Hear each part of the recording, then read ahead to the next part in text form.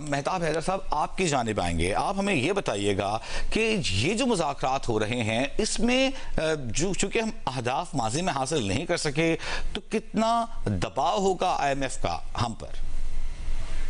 जी बिस्मिल्लाहिर्रहमानिर्रहीम। देखें, IMF का जो सबसे सैक्रोसेंट टारगेट है वो प्राइमरी बैलेंस है, और हमने अपनी इकोनॉमी को सफोकेट करके जो प्राइमरी बैलेंस का टारगेट है वो पहले 9 माह के अंदर अचीव किया है। अगर आप फिस्कल ऑपरेशंस को सामने रखें तो फिस्कल डेफिसिट और प्राइमरी बैलेंस का टारगेट तो हुकूमत अचीव कर चुकी है, लेकिन इकोनॉमी को स्ट्रेंगुलेट करके और सफोकेट करके। अब प्रॉब्लम ये है कि जो FBR का टारगेट है वो अचीव नहीं हुआ, और उसमें कोई तकरीबन अभी तक 684 बिलियन रुपीस का शॉर्टफॉल है। लेकिन जो पेट्रोलियम लेवी का टारगेट है वो हमने 1468 अरब रुपए रखे हुए हैं इस माली साल के लिए, और अभी जो जिस स्पीड से हम बढ़ रहे हैं तो लगता ये है कि 1500 साढ़े 1500 अरब रुपए तक हम उसको क्रॉस कर लेंगे। लेकिन हुकूमत के लिए जो सबसे बड़ी मुश्किल है वो ये है कि 430 अरब रुपए जो एडिशनल रेवेन्यू मेजर्स हैं, जिसमें उन्होंने नए टैक्स रेट्स में भी कुछ इजाफा करना है और इन्फोर्समेंट मेजर्स के जरिए भी ये लाना है, और उसके अलावा जो पेट्रोलियम लेवी है उसमें भी इजाफा करना है। तो वो गुंजाइश कहाँ पे है कि जहां से वो मेजर्स लिए जा सके, क्योंकि अगर टैक्स रेट्स मजीद बढ़ाए जाते हैं तो पाकिस्तान में किसी को शक नहीं है कि ये ग्रे मार्केट इकोनॉमी जो है उसको प्रमोट करने का जरिया साबित होंगे। बल्कि मैं समझता हूं कि अगर इस टाइम रेट्स को बढ़ाया जाए तो ये पाकिस्तान की इकोनॉमी को मजीद जो है वो स्टैग्नेशन की तरफ लेकर जाएंगे। तो सबसे बड़ा चैलेंज ये है कि इसको कैसे किया जाए। ठीक है, आपकी तरफ वापस आते हैं। मेहताब साहब, खाकान नजीब साहब हमारे साथ मौजूद हैं। खाकान साहब, हम जब साल शुरू होता है, बजट तकरीर सुनते हैं तो उसमें दावे होते हैं। दावा होता है कि टैक्स नेट बढ़ाएंगे, मजीद लोगों को टैक्स नेट में लाया जाएगा, और आखिर में अंजाम ये होता है कि FBR अपने टैक्स रेवेन्यू हासिल करने में नाकाम होता है और गरीब का गला दबाकर पेट्रोलियम लेवी की मद में, जो कि जिसका बजट तकरीबन टारगेट था 1468 अरब रुपए, हम तकरीबन 100 अरब रुपए और हासिल करने जा रहे हैं लेवी से ही। गरीब आदमी का से मोटरसाइकिल सवार है, आम आदमी है, उनसे वसूल कर रहे हैं।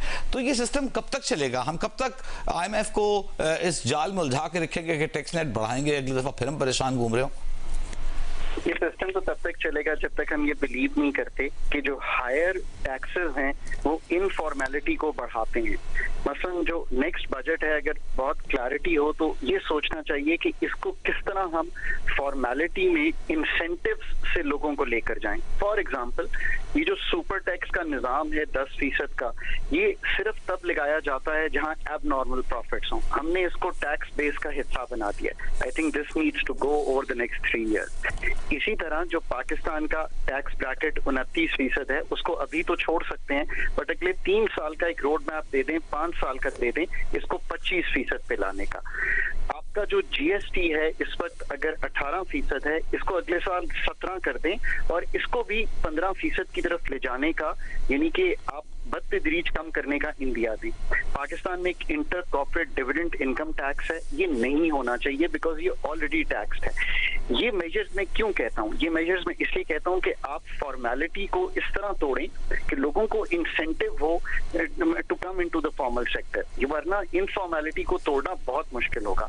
इसी तरह आप खुद सोचिए कि डोमेस्टिक हेल्प 50,000 रुपया ले रही है, आप उस पर टैक्स लगा रहे हैं। So try to be much more reasonable. उस ब्रैकेट को 8 लाख या मिलियन पे ले जाएं और अपर ब्रैकेट जो है उसको कैप करें जैसे दुनिया में 25 से 28% पे होता है। जो 3 एरियाज वीक हैं और ये कह देना कि एग्रीकल्चर इनकम टैक्स प्रोविंसेस का परव्यू है, दैट इज नॉट इनफ। मेरे ख्याल में तो वो just like a normal tax, अगर मुल्क बोल्ड कॉल ले तो वापस FBR के पास आना चाहिए। उसका टैक्स पोटेंशियल 700 से 800 अरब रुपए का है पाकिस्तान में, ये पाकिस्तान की अपनी रिसर्च कहती है। इसी तरह जो लैंड वैल्यू टैक्सेशन है बहुत कमजोर है पाकिस्तान में, इसीलिए सबसे बड़ा जो आपका इन्वेस्टमेंट को रोकती है मैन्युफैक्चरिंग में, वो ये चीज रोकती है कि चूंकि लैंड वैल्यू टैक्सेशन नहीं है, लोग एम्प्टी प्लॉट्स, एम्प्टी फाइल्स घरों फ्लैट्स में इन्वेस्ट करते हैं, और चूंकि property taxation over the years कुछ नहीं है और कैपिटल गेन्स का निजाम भी वीक है, इसको जाकर ठीक करें। फिर पाकिस्तान का जो multi layer tax system on energy bills है ना, जरा उसको भी सोच लें। पर सॉरी, इसको जरा कंप्लीट पिक्चर तब आती है जब आप ये भी सोचें कि इस टैक्स निजाम को आसान बनाने के लिए हम बजट में क्या दे सकते हैं। मतलब हम इसी सवाल को मैं आपके आगे यूं करके रखता हूं कि होना तो यही चाहिए कि टैक्स कम हो और सब पर हो, और सब खुशी खुशी टैक्स दें, टैक्स नेट का हिस्सा बने। ये कौन सा तरीका है कि हम जो है वो सुपर टैक्स लगाएं, लेवीज लगाएं, सैलरी क्लास पे टैक्स बढ़ाते चले जाएं, एनर्जी पर लेयर टैक्सेस लगा के लोगों से वसूल करें। जो टैक्स नहीं दे रहे वो नहीं दे रहे, उनके लिए हेवंस है, और जो बेचारे दे रहे हैं वो पिसते चले जा रहे हैं। ये कैसा सिस्टम है और कब तक चल सकता है? जी, इसीलिए इसको टेक्निकल जबान में कहें कि horizontal equity, all income must be taxed equally. तो पाकिस्तान को आगे बढ़ना है। ये जो बार बार आईएमएफ को ब्लेम करना है ना कि हमारी सारी कमजोरियां जो हैं उनको हम एक साइड पे रखते हैं और ये ब्लेम करते रहें कि आईएमएफ ने कोई कंडीशनैलिटीज दी। पहली बात यह है कि ये आईएमएफ का प्रोग्राम नहीं है, ये पाकिस्तान का प्रोग्राम है which is supported by N extended fund facility. ये LOI पाकिस्तान अथॉरिटीज या कोई भी कंट्री अथॉरिटी साइन करती हैं। दूसरी बात, तो मैंने एक तो आपको टैक्सेस कौन से कम होने हैं वो दिया। अब आपने बहुत अच्छी बात दूसरी रखी कि आप एक टैक्स सिंप्लीफिकेशन स्ट्रैटेजी, जिसका जुजियात में भी चले जाते हैं, fewer rate schedules, minimum special regimes, और जो excessive withholding, advance taxes, exemptions, ये सब अगर आप अगले 5 साल में ठीक कर दें तो ये निजाम आसान भी हो जाएगा और जैसे कहेंगे डूएबल भी हो जाएगा। बट मुझे अगर आप एक मौका देंगे ना, ये सारी गुफ्तगू पाकिस्तान में चली गई है कि टैक्स टू GDP क्या होना चाहिए। इस नंबर को भूल जाएं इस दफा। आप ये याद करें कि जो टैक्स मैं लगा रहा हूं उसका पाकिस्तान की इन्वेस्टमेंट पे क्या असर आएगा। आप ये सोचें कि जो टैक्स मैं लगा रहा हूं वो टैक्स मोराल को, टैक्स के ट्रस्ट को बेहतर करेगा या कमजोर करेगा। Start thinking differently.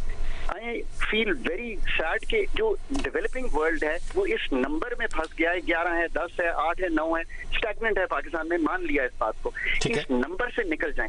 एक आखिरी बात कहूंगा, फिर आप मूव ऑन करें। Tax is one side of the fiscal picture. Pakistan को ये भी गलत फंसा दिया गया है। इससे एक इंपॉर्टेंट साइड है और वो है आपकी expenditure side of the equation. आप बाकी शुरका से बात कर लें, देन वी विल टॉक। हम बात करेंगे एक्सपेंडिचर पर कि हम उसे किस तरह बेहतर कर सकते हैं।